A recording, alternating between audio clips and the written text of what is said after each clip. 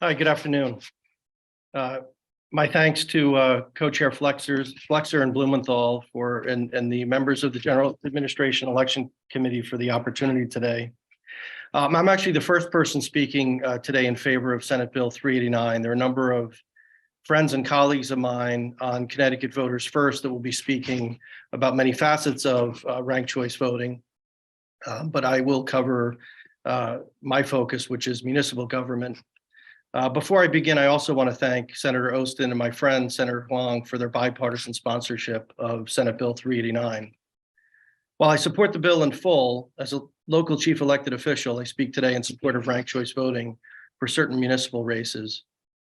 Truthfully, I support it for all races. However, I understand the need to limit it to this point to winner-take-all races, for example, mayoral races, until some of the complexities around boards of selectmen and minority representation, among others, can be worked out. In an increasingly polarized world, as you move up the electoral food chain, local government generally remains a place where friends and neighbors can work together to solve local problems, and personal knowledge of candidates usually overcomes tribalism. What better place to pilot ranked choice voting, where the differences between candidates are often nuanced, and it's not uncommon for voters to have a deep connection to more than one candidate. I would also add that it's not uncommon to have multiple candidates running to become local chief electeds. I don't know what they're thinking. As the barriers to entry in terms of signatures and other organizational issues are not as significant as statewide or congressional offices. I know from personal experience in my first campaign for first selectman in 2017, there were initially 4 candidates in the race. After the primary, the general election became a 3-way race. All of us were well known in the community, and I considered my opponents friends before and after the election. My relation to them was probably not dissimilar to many of our residents, and while I'm grateful I was elected with an outright majority of the vote, I believe our residents would have appreciated the opportunity to rank their preferences. Ranked choice voting would have undoubtedly enhanced the process by giving more options to the voters. With all the focus on democracy these days, with a peaceful transfer of power being paramount, being for democracy also means welcoming the free exchange of ideas and believing that anyone wishing to run for office should be able to. Ranked choice voting will make our system stronger, and we shouldn't be afraid to try it. Thank you for your time and consideration. My name is Michael Garman. I'm a student from New Haven and a strong supporter of ranked choice voting. I'm here today to testify in support of all the RCV bills before this committee, especially SB 389. The principle of ranking is intuitive. If you've ever tried to get a group to pick an ice cream flavor or a restaurant to go to, you've used ranked choice methods. Ranked choice voting is just the same concept for elections. Don't just take my word for it, though. A nonpartisan poll asked Alaska voters how they felt about ranked choice voting after using it for the first time last year. 85% found it easy, and 95% said they'd received clear instructions. These figures were consistent across all demographics. With ranked choice voting, you can rank as many candidates or as few as you choose, from most to least favorite. If someone gets a majority of first place votes, they win. If not, the one with the fewest first place votes is eliminated, and their supporters' second choices count now. Every vote only counts for one candidate at a time. One person, one vote. This continues until someone gets a majority. If you want to vote for just one candidate, you can, but you have a greater chance of being on the winning side if you rank as many as possible. With RCV, voters have greater freedom to select from candidates with nuanced views, and elected officials have a stronger mandate to govern, since they're guaranteed majority support. RCV also helps parties pick the strongest candidates possible. Analysts agree that one of the most important factors behind Republican Glenn Youngkin's upset in the 2021 Virginia gubernatorial election was the fact that the state GOP used RCV in their primary. Similarly, it's unlikely that Alaska would have a Democratic Congresswoman, Mary Peltola, without RCV. I have talked to hundreds of young voters, Democrats like me, Republicans, third-party supporters, and independents in the last few months, and I can tell how passionate people my age are about political issues. When campaigns are negative and focus on personal attacks instead of constructive arguments, though, it discourages us from participating. RCV encourages campaign civility, since candidates have to convince voters they'd be a good second choice even if their first pick is someone else. Similarly, RCV encourages elected officials to take into account the needs of all their constituents. Gen Z is by far the most diverse generation in U.S. history in terms of both political beliefs and identities. Please consult my written testimony for more information about how RCV can help all voters, including LGBTQ+ people like myself, get the representation we deserve. All in all, young voters are passionate about making our state and country the best places they could possibly be. We don't want to burn down the system. All we ask is for a seat at the table and the opportunity to work with people of all stripes to break through the gridlock and effect real, meaningful change. Ranked choice voting would bring about the spirit of compromise we desperately need and make us more optimistic about the future of Connecticut and the United States. With that in mind, I urge you all to support the RCV legislation before you, especially SB 389. Thank you very much for your time. Hi, thank you so much. Just to echo Representative Nolan, thank you for the marathon of which I'm sure is many while you're in session. So for those who don't know me, I'm Danielle Cheeseborough. I'm the first selectman of Stonington, Connecticut, and also a member of the Connecticut Voters First Advisory Board. And I'm here to offer my testimony in support of Senate Bill 389. Both myself and my colleagues from around the state have testified before many of you on various bills of importance to our community, and you have no doubt heard from many of your own constituents regarding different proposed bills that are critical to the diverse array of stakeholders. It is with that understanding that I come here to say, I believe the bill before you today is the most important bill you will hear this session. And that's because it impacts the very foundation of our democracy. It will impact the future of how legislation will be formed across our country and how it is discussed and how it's presented to voters. We are currently in one of the most polarized eras of our recent history. Research continues to show Democrats and Republicans viewing the other party as not just opponents, but as a threat to the nation's well-being. And it's not just true when it comes to the political parties. A recent Pew poll showed that the public's trust in their elected officials and in one another is at an all-time low. It seems so many Americans and those watching our country believe our political system is dysfunctional. We are in a bad place, but it's not beyond repair. I really believe that with every challenge comes an opportunity, and ranked choice voting is such an opportunity. It gives people with diverse views and backgrounds a better option to get involved. I know from speaking with local officials from around the state that it is very hard to find good people willing to run at any level. So I keep asking myself, why have we allowed a system that puts up artificial barriers to nearly 50% of Connecticut residents who are not in either major party? Speaking from personal experience, it's extremely challenging to run for office at any level if you are not in one of the major parties. I believe we should be doing all we can to recruit and engage potential candidates to serve. Instead, we are putting up unnecessary barriers and limiting our potential as a state and a country. There's a reason that ranked choice voting is gaining momentum around the country, with increased bipartisan support from current and former elected officials, such as former President Barack Obama and former Florida Republican Congressman David Jolly, just to name a few, as well as 9 different Nobel laureates. We are facing such complex issues, long-term challenges, and our current system is just not set up to help elected officials solve these problems. The current partisan system is not productive, nor is it sustainable. It is often more politically valuable to leave the divisive, challenging problems unsolved and continue to turn out the base on unproductive ideological divides.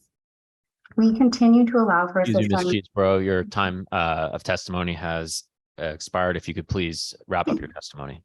Yes, I'll just say that I really think that all of you have an opportunity to be part of history, and I hope you'll take up that challenge, and we're here for any questions you might have. My name is Javier Sara. I'm a former class president at Grant High School and current first year at Harvard College. I'm a member of the Harvard Undergraduates for Bipartisan Solutions, an ideologically diverse group that proudly supports SB 389. I'm also a member of the Board of Advisors of Connecticut Voters First. Today, we have arranged for testimony by a number of witnesses in support of SB 389. For your convenience, I will give a brief overview of our testimony. A more comprehensive outline has been submitted as my written testimony, where you will also find a public letter signed by 116 Connecticut voters in support of ranked choice voting. The testimony we have arranged is as follows. Testimony of Monty Frank, a former candidate for lieutenant governor in 2018, alongside the late Oz Griebel, Mr. Frank will describe how SB 389 allows RCV to be enacted in a measured and achievable manner. The benefits of ranked choice voting by Laura Del Savio, the Director of Communications of Connecticut Voters First. Draft legislative language, where Scott Muller, founder and chairman of Connecticut Voters First, will describe how SB 389's 3 elements are tightly focused and appropriate for introducing RCV on a pilot basis. How ranked choice voting works.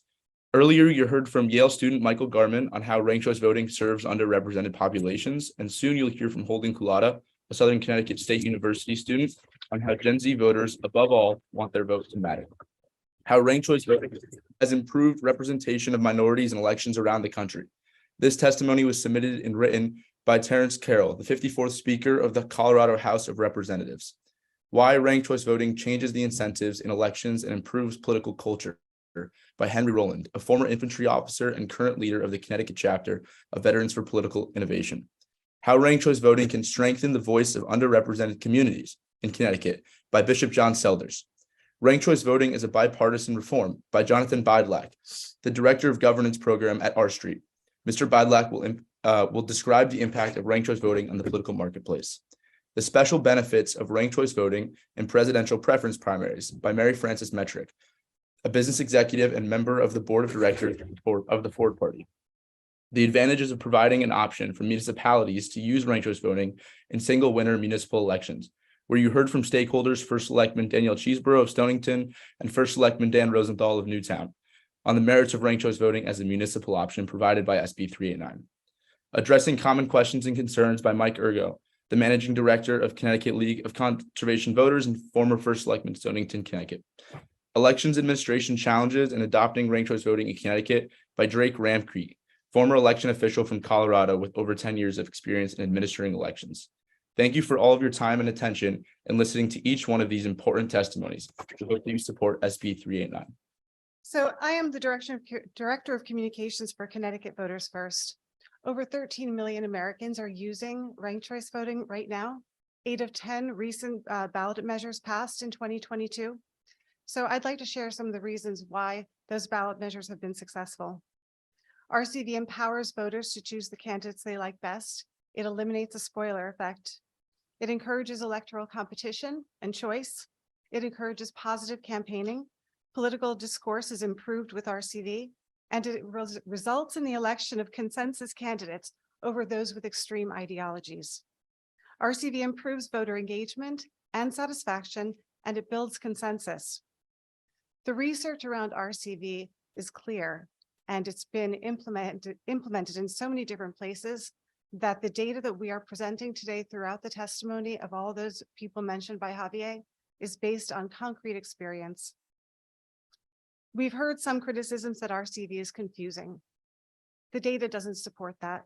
In fact, 85% of Alaska voters said it was simple, and this number is similar in New York City and in many other places across the country. Data around ballot error is that RCV rates of error are lower to or equal to those of our current system. RCV is one voter, one vote. Contrary to the opposition talking point, every voter's ballot counts just once. Voters are free to choose not to use all the rankings allowed, but they are also now free under RCV to vote for a candidate that they prefer, who may be less likely to win. And that's one reason why the case of Alaska is further evidence that RCV works. In fact, in Alaska, which has been used to attack RCV in some cases, Sarah Palin had a 61% negative rating compared to Peltola's 53% positive rating. In the end, the candidate who was most liked won. Peltola was said to be categorically the most popular figure in Alaska by an Anchorage paper. It should not be surprising that she won. RCV rewards positive campaigning, and that's exactly how Mary Peltola approached her campaign. RCV is a powerful change, a powerful reform for American politics, for Americans voters, and for candidates. It represents opportunity and freedom for many people to get involved in our politics in a different way. We talk a lot about the voter experience, but not enough about the candidate experience. And as you heard from First Selectman Danielle Cheeseborough earlier today, it really does impact the ability of a candidate to be a viable opponent in a race in an election? I'm the chairman and founder of Connecticut Voters First. I spent my career in practice of law, a fair amount of that in federal government service. Since Election Day 2016, to use the phrase, the day after Election Day, I should say, phrase of one of the prior witnesses, I've sort of made myself a nerd about election law, including in Connecticut. My testimony has attached to it a draft of legislation that would implement 389. And I have several things which I would like to ask. First, that you actually take a look at that testimony and the draft legislation and keep in mind two suggestions and a request. First, the suggestion is to view the draft legislation as having three distinct and segregable parts, each of which could serve as an appropriate pilot for ranked choice voting. Those elements are the use of ranked choice voting in the presidential preference primary, a single election once every 4 years, the use of ranked choice voting at the option of a municipality, but only in single winner elections. And finally, as is has been proposed by Congressman Jim Himes, use of ranked choice voting in federal elections, that is for US Congress. We chose those three for several distinct reasons. First, they avoid all potential constitutional issues under the Connecticut Constitution. Second, they avoid to the maximum extent we could any other potential complicating issues under Connecticut law, such as the laws protecting minority rights in multi-body elections and the like. Second, I specifically ask that you look at the effective date provisions of that draft legislation. There are two issues that arise with respect to implementation. One is the implementation issue that the current machines, that is the tabulators, are not capable of ranked choice voting tabulations. You've heard the Secretary of the State talk about the fact that they are in the process of working on new tabulators. And our legislation specifically builds into it an escape hatch for the Secretary of the State with respect to any of the elections I've described in the event that she concludes that it's not possible given the infrastructure. Second, you've heard discussion about fusion voting and the possible inconsistency between fusion voting on the one hand and ranked choice voting legislation on the other. We've talked to a number of experts. We believe that is not a square hole and a round peg, or vice versa, I guess I should say. It can be done, and there are ways to do it. Our legislation specifically, first of all, you should, as you heard, the fusion voting issue does not apply to primaries, so it's not an issue there at all. We support fusion voting, and we built into the legislation an escape hatch for the Secretary of the State in the event that she concludes that she cannot find a way to square with an appropriate ballot design, fusion voting and rules.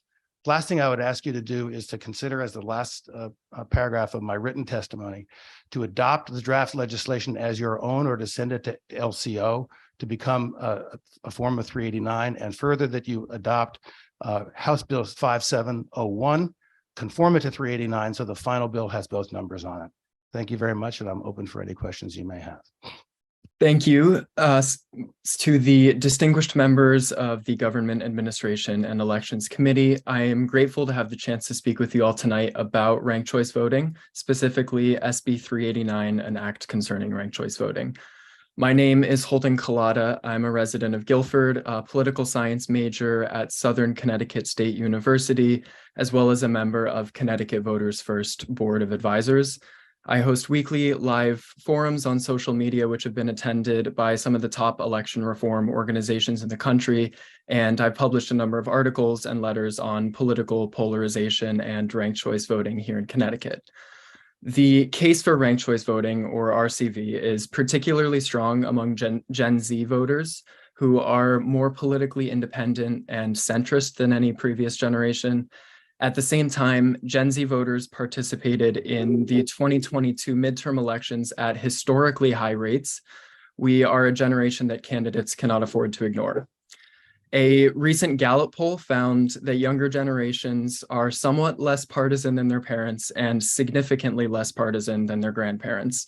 Furthermore, 22% of elections to the Connecticut General Assembly in 2022 went uncontested. Gen Z voters are passionate about all kinds of issues, but above all, they want their vote to matter. Any of the elements of SB 389 will reinvigorate our democracy and encourage Gen Z voters and candidates to get involved. And there are a number of reasons why ranked choice voting is vital for Gen Z voters and the long-term health of our state's democracy. First, it reduces political anger and negativity. Growing up in an era of partisan politics, Gen Z voters are motivated to vote more out of fear than hope or inspiration, which is a situation that has ominous implications for our future.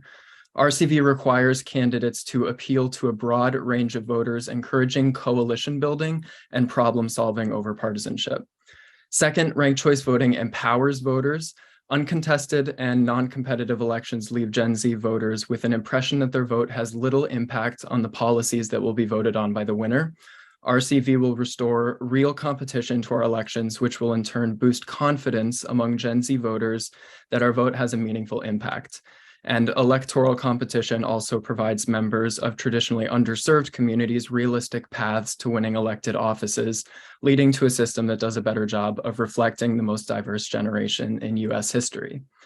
Third, ranked choice voting encourages civic participation.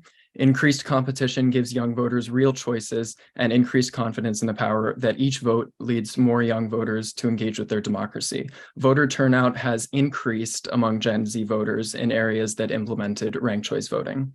And lastly, ranked choice voting expands political choice and opportunity. It expands electoral choice by eliminating the vote splitting effect or the spoiler effect, thus opening a lane for independent candidates from underserved communities to win elected offices. A greater number of viable candidates would further reduce partisanship by bringing the voices of the 41% of Connecticut voters who are not Democrats or Republicans to the table. Because in addition to being the most diverse generation, Gen Z Excuse is me, Mr. also the Colada? most politically independent. I'm sorry to Thank interrupt, but your time for testimony is elapsed. If you could just summarize the remainder of your testimony briefly. That's all I had. Thank you. I appreciate it. My name is Monty Frank. As you know, I was a candidate for lieutenant governor in 2018 alongside the late Oz Griebel. I was also chair of the Griebel-Frank for Connecticut Party. I now serve on the advisory board of Connecticut Voters First. I'd like to describe for you the genesis of Senate Bill 389 and how proud I am to work with Governor Lamont to bring ranked choice voting to Connecticut. This journey is not rooted in the study bills or the prior efforts to bring forth RCV. To the contrary, this effort is independent of them, is more narrowly focused, and grew out of my run with Oz in 2018. While we did not win, we did well enough to secure the third line on the ballot for the governor's race in 2022. That prime real estate served as a jumping off point to discuss RCV with all three candidates for governor, including Bob Stefanowski, Ned Lamont, and Robert Holding. All of them endorsed ranked choice voting. This bipartisan or tripartisan support was instructive to us in developing Senate Bill 389. In the end, we endorsed Governor Lamont and Lieutenant Governor Bisowitz because of their strong commitment to RCV. And as you all saw, Governor Lamont talked about RCV, early voting, and no excuse absentee ballots during the campaign as central tenets of needed election reform, and RCV specifically as a way to improve our democracy. The governor reiterated his support for RCV during his inaugural address and in written testimony submitted to this committee today, which I'd like to highlight. Governor Lamont in his testimony says, this bill, meaning 389, presents a well thought out path forward for implementation of ranked choice voting. It allows the parties to choose whether ranked choice voting is appropriate for the presidential preference primary, allows municipalities to choose whether to use ranked choice voting for their single member elections, and specifies that ranked choice voting be used in federal congressional elections. He continues, ranked choice voting has been used successfully in a handful of municipalities around the country for decades. And in recent years, the procedure has been implemented broadly and successfully in Maine and Alaska.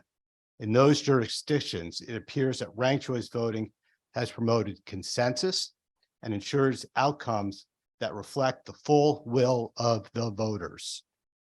He then thanks the committee, and he says, in conclusion, it's exciting to see ranked choice voting implemented around the country, and Connecticut's time is now to begin work on this important reform. We all agree. And if I could make one final suggestion, if you advance this bill, and I hope you do, it would honor my friend Oz Griebel and all the people he touched if this bill were to be named the Oz Griebel Ranked Choice Voting Bill. I strongly supported RCV and viewed it, as I do, as a key democracy reform. Thank you. Thank you, Co-Chair Blumenthal, Co-Chair Flexer, members of the committee. I am Jonathan Bidlack. I'm the director of the governance program at the R Street Institute, which is a nonpartisan public policy research organization in Washington, D.C., where I conduct and oversee research on election reform, including ranked choice voting. I really appreciate the opportunity to speak with you today. This is an issue of particular importance to me. I now live in Maryland, but much of my family hails from Connecticut, and a large part of my family continues to live in the Nutmeg State. So I appreciate that. RCV is an important electoral reform for many reasons, but especially because it improves the incentives of voters, of candidates, and of elected officials. When voters can express their preferences through ranking, they become more directly invested in the election. There's tremendous value in voters having as much input as possible into who represents them and to be free to vote for their favorite candidate. And in this sense, RCV makes elections function a little bit more like a marketplace where individuals can choose any product they want to best meet their needs. And as someone who appreciates free markets, I think this is a very important benefit. Under RCV, voters don't have to vote strategically. They don't have to worry about which candidate other voters like, and they don't have to try to decipher polling data to figure out which candidates are viable. They can just vote their conscience, and the result is that a wider range of political perspectives get injected into the public debate. But RCV also creates healthier incentives for you, our elected representatives. RCV encourages legislators to represent the needs and wishes of all their constituents because broad support is imperative to winning an RCV election. Candidates in RCV elections can't just rely on support from their base, which can make the dialogue between candidates more substantive and more cordial. These effects are especially important as our country becomes increasingly polarized. And we have studied the impact of RCV in the recent elections in Alaska, which I know have come up today, and we found strong evidence for these effects. And I suspect that now with officials in office under the new system there, we'll see elected officials increasingly prioritizing staying in touch with their whole constituencies. And I want to make one final point about the critique of voter confusion that's often discussed. Our research has not found this to be the case, especially as RCV has become more common across the country in states as diverse as Maine and Virginia and Utah. When presented with an actual RCV ballot, voters know what to do. And as someone with a background in economics, I know that markets too often seem very complicated, but every day people make decisions for themselves about what products they like. And the same is true for RCV. In practice, people know how to rank candidates and they like to do it. So for these reasons, I encourage you to advance Senate Bill 389 out of committee. And I thank you again for holding today's hearing, and I'm happy to answer any questions. My name is Henry Roland from Connecticut Voters First and Veterans for Political Innovation, and I'm here in support of Senate Bill 389. Because ranked choice voting fundamentally changes the incentives built into the structures of how we elect our leaders. It changes these incentives for candidates, for voters, for elected leaders, and prospective candidates. Candidates for office in a ranked choice voting election are encouraged to be more civil and positive and much more inclusive. They now need to reach out to a broader group versus safely neglecting those who they know they won't get a vote from. The plurality system allows them to succeed by neglecting these voters. To succeed in the ranked choice voting election, they can't be divisive and instill fear. They must be collaborative and broadly appeal in the hopes of getting a second or third vote. They're rewarded by pointing out similarities instead of differences.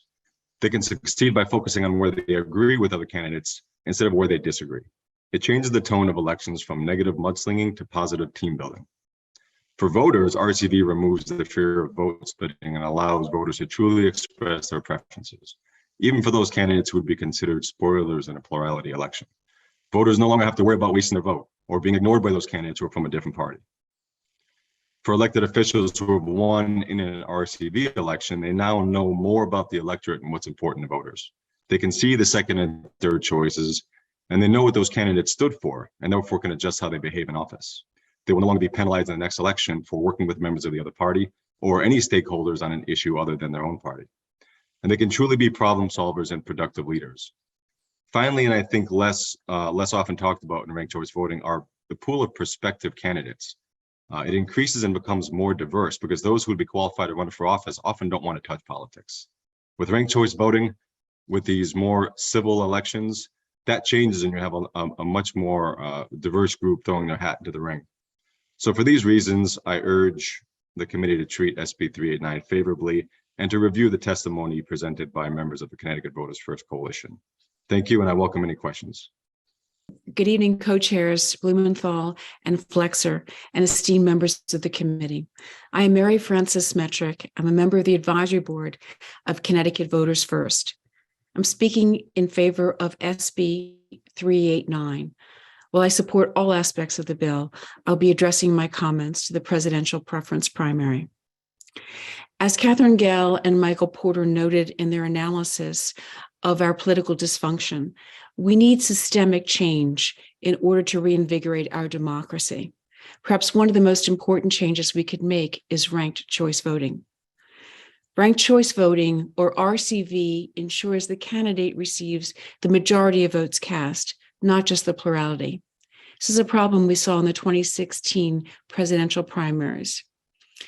With the exception of the American Samoa, Northern Mariana Islands, and a North Dakota convention, the Republican nominee in 2016 did not achieve majority of votes cast until after 36 states, the District of Columbia, Puerto Rico, and 3 territories had voted.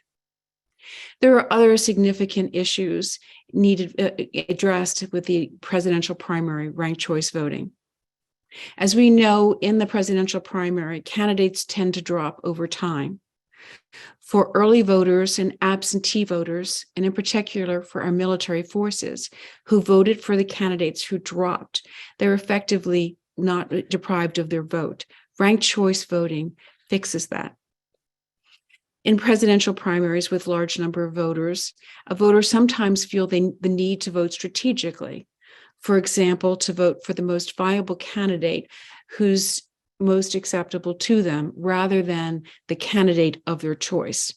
Ranked choice voting allows a candidate to vote, allows a voter to vote for the candidate they actually prefer without worrying about the wasted vote phenomenon. The legislation that we're suggesting does not mandate the parties to use ranked choice voting in their primaries, but only gives them the option to do so. In addition, the ballot design for a primary, presidential primary, may have less complexity that needs to be addressed than a general election ballot. For these and other reasons, we request the passage of SB 389, and in particular for the presidential preference primary. Thank you. My name is Drake Ramke. I am a former elections administrator from Colorado. I work nationally now with multiple groups to improve the voting process for all and strengthen our voting infrastructure. I also work with nonpartisan organizations and government entities and policymakers, election officials, and the public to help them understand how ranked choice voting works and why it is a good idea. Before I dive into my testimony, I just want to take a minute and recognize your incredible state and local election officials that continue to serve on the front lines to ensure all voters in Connecticut are enfranchised and have a great voting experience. Election officials are the guardians of our democracy, and ensuring that they have the resources and infrastructure that they need to serve the public is a crucial role as policymakers. I am expressing my support for Senate Bill 389, and the purpose of my testimony is to explain why now is the time to upgrade Connecticut's voting system in tandem with implementing ranked choice voting. And I submitted written testimony as well so that you can all dive into. First, Connecticut has some of the oldest voting equipment in the country. Currently, none of the jurisdictions have RCV capable equipment. Moreover, the current system does not produce records that are needed to effectively perform advanced post-election audits, like a risk limiting audit.